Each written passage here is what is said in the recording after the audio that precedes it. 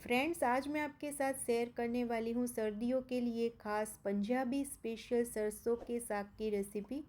बहुत ही सिंपल तरीके से आज हम इसे बनाने वाले हैं, लेकिन इसका टेस्ट एकदम ऑथेंटिक रहेगा। यानी कि पंजाबियों के घर में जो सरसों का साग बनता है वैसा ही ये सरसों का साग बनके तैयार होगा।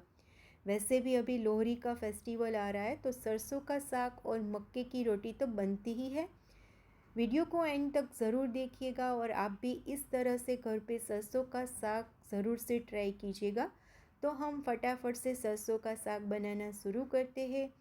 सरसों का साग बनाने के लिए मैंने यहाँ पे 300 ग्राम सरसों ली है। एक बड़ा बंच, एक तरीके से कहूँ तो सरसों के पत्ते का लिया है।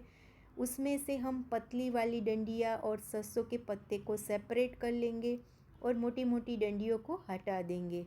साथ में सरसों के साग में हम डालेंगे 200 ग्राम पालक।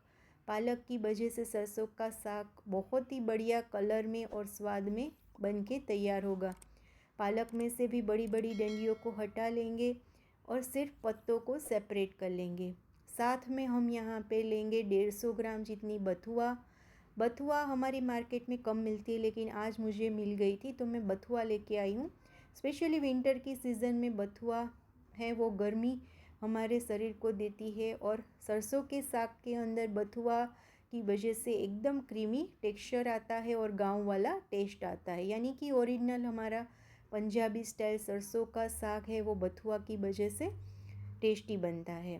अब साथ में हम यहाँ पे डालेंगे 50 ग्राम जितनी मेथी। मेथी की पत्तियाँ है वो हमने सेपरेट कर ली है और डंडियों को हटा दिया है। अब पहले हम यहाँ पे सरसों को रफली इस तरह से चॉप कर लेंगे और चॉप की हुई सरसों को हम एक बड़े से बाउल में ट्रांसफ़र कर लेंगे।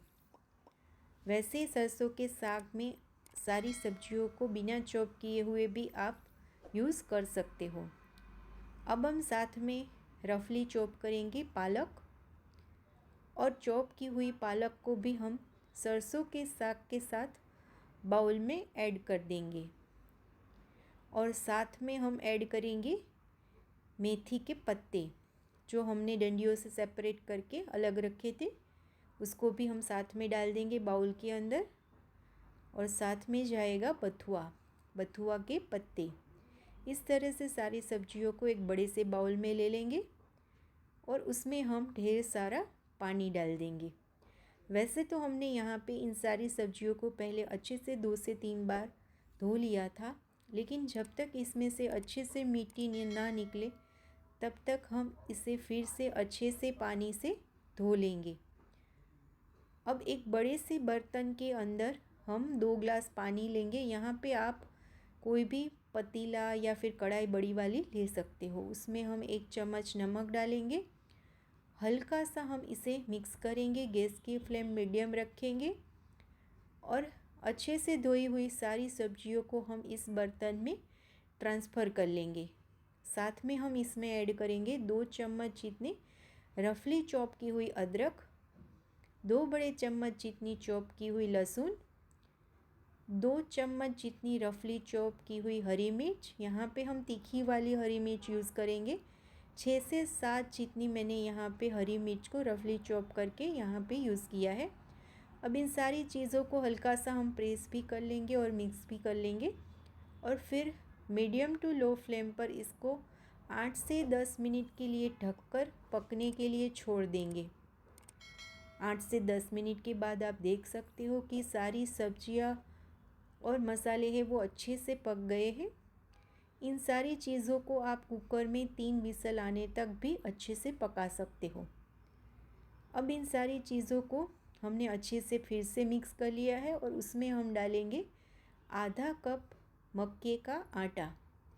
यहाँ पे आप मक्के के आटे को पानी में घोलकर भी डाल सकते हो, लेकिन ऑलरेडी हमारे सारी सब्जियों के अंदर पानी ढेर सारा था, तो मैंने मक्के का आटा डायरेक्ट इसमें ऐड कर दिया है और अच्छे से इसको मिक्स कर लेंगे। अगर आपके पास घर में अभी मक्के का आटा अवेलेबल नहीं है तो आप बेसन को भी यहाँ पे डाल सकते हो। अब पाव भाजी मैश करने के लिए हम जो मैशर यूज़ करते हैं उससे हम अच्छे से इसको मैश कर लेंगे। इस तरह से आपको 8 से 10 मिनट के लिए अच्छे से इसको मैश करना पड़ेगा और मक्के का आटा ऐड करने के बाद इसको लो फ्लेम पर अच्छे से पकाना भी पड़ेगा।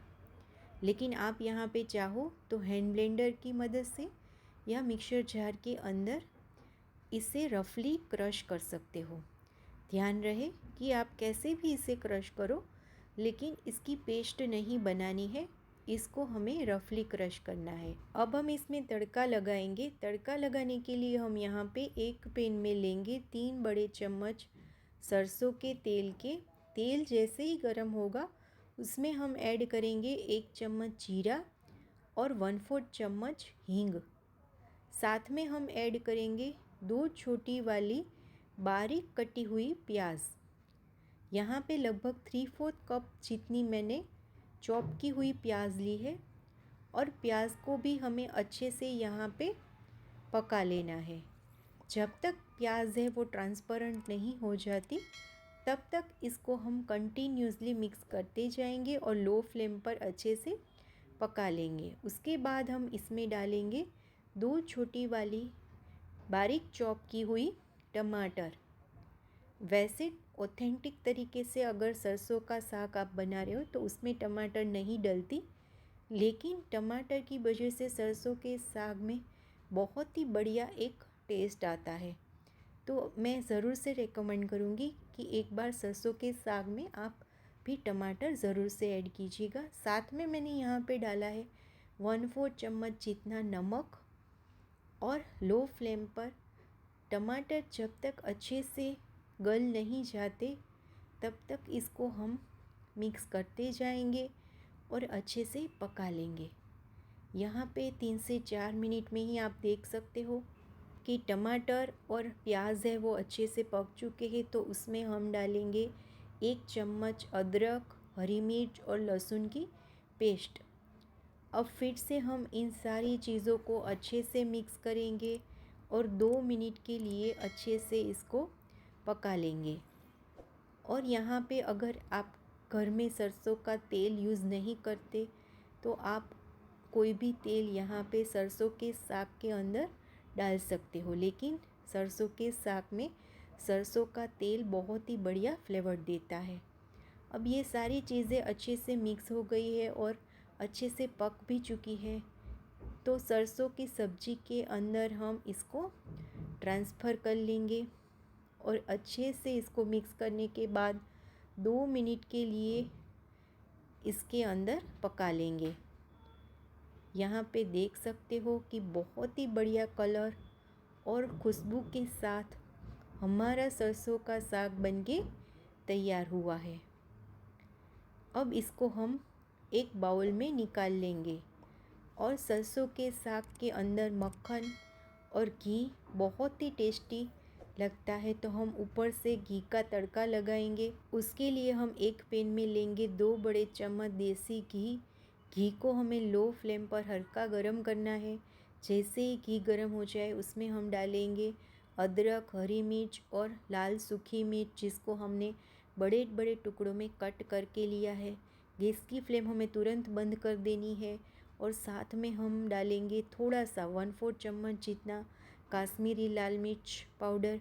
और ये सारी चीज़ें जल ना जाए इसके लिए हमें एकदम हल्का गरम घी करना है और ऊपर से ज़रूरत के हिसाब से हम ये तड़का सरसों के साग में डालेंगे, जिससे बहुत ही बढ़िया फ्लेवर्ड घी का सरसों के साग में आएगा। और यहाँ पे आप देख सकते हो कि एकदम टेस्टी और खुशबूदार हमारा सरसों का साग बनके तैयार है। इसका आप टेक्सचर भी देख सकते हो, एकदम गाढ़ा, क्रीमी और परफेक्ट सरसों का साग बनके तैयार है। उसके ऊपर से भी आप थोड़ा सा मक्खन या घी और एक्स्ट्रा ऐड कर सकते हो। फ्रेंड्स, इस लोहड़ी की त्यौहार पे और ठंड की सीज़न में आप भी इस तरह से ये सरसों का साग घर पर ज़रूर से ट्राई कीजिएगा। बहुत ही स्वादिष्ट बनके तैयार होता है। अगर आपको मेरी ये रेसिपी अच्छी लगी हो तो इसे लाइक शेयर कीजिएगा, चैनल को सब्सक्राइब कीजिएगा।